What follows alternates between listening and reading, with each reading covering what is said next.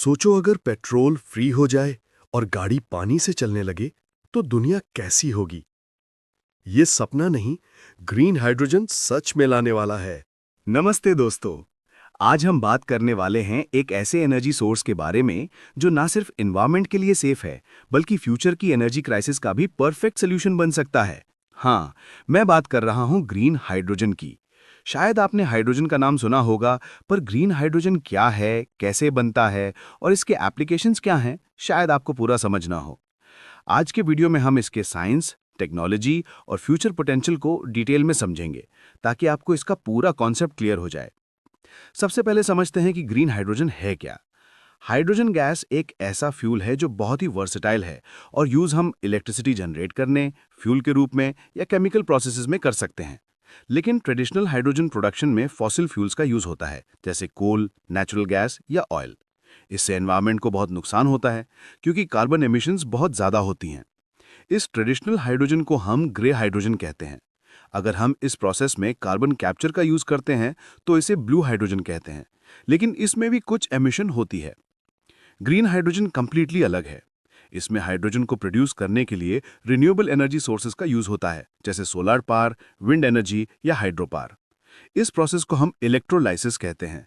Electrolysis में पानी को इलेक्ट्रिक करंट के जरिए हाइड्रोजन और ऑक्सीजन में तोड़ दिया जाता है। जब इलेक्ट्रिसिटी रिन्यूएबल सोर्सेज से जनरेट होती है तो इस प्रोसेस में बिल्कुल जीरो कार्बन एमिशन होता है, इसलिए इसे ग्रीन हाइड्रोजन कहते हैं। अब थोड़ा डिटेल में समझते हैं कि ये प्रोसेस कैसे काम करता है। इलेक्ट्रोलाइसिस के प्रोसेस में एक इलेक्ट्रोलाइजर की जरूरत होती है। इलेक्ट्रोलाइजर एक डिवाइस है जो पानी में से हाइड्रोजन और ऑक्सीजन को सेपरेट करता है। इसमें दो इलेक्ट्रोड्स होते हैं, एनोड और कैथोड। जब इलेक्ट्रिक करंट पास होता है, वाटर मॉलिक्यूल स्प्लिट हो जाते हैं। हाइड्रोजन इलेक्ट्रोड के पास कलेक्ट होता है और ऑक्सीजन दूसरे इलेक्ट्रोड के पास। यह हाइड्रोजन गैस को कैप्चर करके स्टोर किया जा सकता है या तुरंत यूज किया जा सकता है इलेक्ट्रिसिटी जनरेट करने के लिए। इलेक्ट्रोलाइजर का एफिशिएंसी और इलेक्ट्रिसिटी का सोर्स ही डिसाइड करता है कि ओवरऑल प्रोसेस कितना क्लीन और कॉस्ट इफेक्टिव होगा। अब बात करते हैं कि ग्रीन हाइड्रोजन का यूज कहां-कहां होता है। सबसे पहला और ऑब्वियस यूज है एनर्जी का। रिन्यूएबल एनर्जी का एक चैलेंज है स्टोरेज। कभी सोलर या विंड ज्यादा जनरेट हो जाता है और कभी कम। ग्रीन हाइड्रोजन इस प्रॉब्लम का सलूशन है। एक्स्ट्रा इलेक्ट्रिसिटी को हाइड्रोजन में कन्वर्ट करके स्टोर किया जा सकता है और जब डिमांड ज्यादा हो तब हाइड्रोजन को इलेक्ट्रिसिटी में कन्वर्ट करके यूज किया जा सकता है।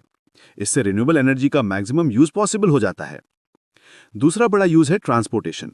हाइड्रोजन फ्यूल सेल व्हीकल्स जैसे बसेस, ट्रक्स, ट्रेन्स और शिप्स अभी दुनिया के टॉप कंट्रीज में टेस्ट फेज में हैं। ये व्हीकल्स पोल्यूशन फ्री हैं, सिर्फ वाटर वेपर एमिट करते हैं। अगर लार्ज स्केल पे इंप्लीमेंट हो जाए तो अर्बन पोल्यूशन और कार्बन एमिशंस दोनों सिग्निफिकेंटली कम हो सकते हैं। हाइड्रोजन बसेस और ट्रक्स की एफिशिएंसी डीजल और पेट्रोल के मुकाबले काफी हाई होती है और ऑपरेटिंग कॉस्ट लॉन्ग टर्म में कम होती है। बस इनिशियल इंफ्रास्ट्रक्चर इन्वेस्टमेंट ज्यादा लगता है। तीसरा यूज है इंडस्ट्री में। इंडस्ट्री जैसे स्टील, सीमेंट और केमिकल प्रोडक्शन में फॉसिल फ्यूल्स का यूज होता है और ये प्रोसेस एनवायरनमेंट को हार्मफुल गैसेस रिलीज करता है। ग्रीन हाइड्रोजन को रिप्लेस करने से इंडस्ट्रीज का कार्बन फुटप्रिंट ड्रास्टिकली कम हो सकता है। स्टील प्रोडक्शन में अगर हाइड्रोजन यूज होता है तो carbon dioxide emissions almost zero हो जाती हैं। केमिकल इंडस्ट्रीज में अमोनिया और फर्टिलाइजर्स बनाने के लिए भी ग्रीन हाइड्रोजन का यूज किया जा रहा है। ग्लोबल सिनारियो में देखा जाए तो यूरोप और Japan already hydrogen economy develop कर रहे हैं। जर्मनी ने हाइड्रोजन पाइपलाइंस और प्रोडक्शन प्लांट्स पे मैसिव इन्वेस्टमेंट किया है। जापान में हाइड्रोजन फ्यूलिंग स्टेशंस और फ्यूल सेल व्हीकल्स का नेटवर्क बिल्ड हो रहा है। इंडिया में भी नेशनल हाइड्रोजन मिशन स्टार्ट हुई है। गवर्नमेंट का टारगेट है कि 2030 तक ग्रीन हाइड्रोजन प्रोडक्शन और यूज को बूस्ट किया जाए। अगर ये टारगेट अचीव हो जाए तो इंडिया के एनर्जी सिक्योरिटी, इंडस्ट्रियल ग्रोथ और क्लाइमेट चेंज टारगेट्स पे बहुत पॉजिटिव इम्पैक्ट पड़ेगा। लेकिन दोस्तों, ग्रीन हाइड्रोजन के चैलेंजेस भी हैं। सबसे पहला चैलेंज है कॉस्ट। इलेक्ट्रोलिसिस में हाई इलेक्ट्रिसिटी और एडवांस्ड इलेक्ट्रोलाइजर की जरूरत होती है, इसलिए अभी प्रोडक्शन कॉस्ट हाई है। दूसरा चैलेंज है इंफ्रास्ट्रक्चर। हाइड्रोजन को स्टोर और ट्रांसपोर्ट करना ट्रिकी होता है क्योंकि ये हाईली फ्लैमेबल और लो डेंसिटी गैस है। स्पेशल पाइपलाइंस और स्टोरेज टैंक्स की जरूरत होती है और ये इन्वेस्टमेंट भी काफी ज्यादा है। तीसरा चैलेंज है टेक्नोलॉजी अडॉप्शन। इंडस्ट्रीज और ट्रांसपोर्ट सेक्टर में ट्रांजिशन स्लो है क्योंकि existing fossil fuel infrastructure deeply established है। फिर भी टेक्नोलॉजी रैपिडली डेवलप हो रही है।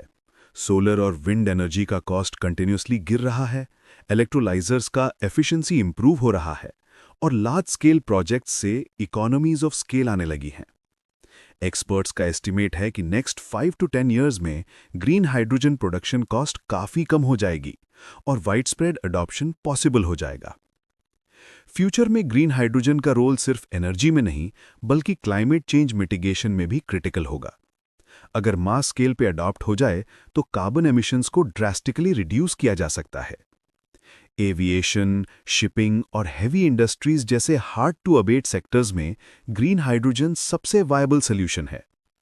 साइंटिस्ट्स और इंजीनियर्स कंटिन्यूअसली रिसर्च कर रहे हैं कि हाइड्रोजन फ्यूल सेल्स की एफिशिएंसी और लाइफ टाइम को इंप्रूव किया जा सके ताकि ये रिन्यूएबल एनर्जी ट्रांजिशन का बैकबोन बन सके। दोस्तों, अगर आप सोचते हैं कि 10-15 साल में दुनिया का एनर्जी लैंडस्केप कैसे बदलेगा, तो ग्रीन हाइड्रोजन का रोल सेंट्रल होगा।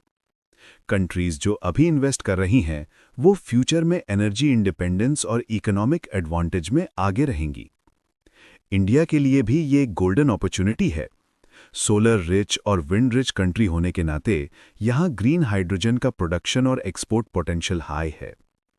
अगर आप चाहते हैं कि इंडिया और दुनिया का एनर्जी फ्यूचर क्लीन, सेफ और सस्टेनेबल हो, तो ग्रीन हाइड्रोजन में रिसर्च और अडॉप्शन पे फोकस करना हम सबके लिए ज़रूरी है। इस टेक्नोलॉजी के साथ हम सिर्फ एनवायरनमेंट बचाएंगे नहीं, बल्कि इंडस्ट्रीज और ट्रांसपोर्ट सेक्टर को भी रेवोल्यूशनाइज करेंगे। तो दोस्तों, आज के लिए इतना ही। अगर आपको ये वीडियो इन्फॉर्मेटिव लगा तो लाइक करें, चैनल को सब्सक्राइब करें और कमेंट में बताएं कि आप ग्रीन हाइड्रोजन के फ्यूचर में सबसे ज़्यादा क्या एक्सपेक्ट करते हैं। और एक सवाल आपके लिए, क्या आप सोच सकते हैं कि 10 साल में हमारे कार्स, बसेस और इंडस्ट्रीज फुली ग्रीन हाइड्रोजन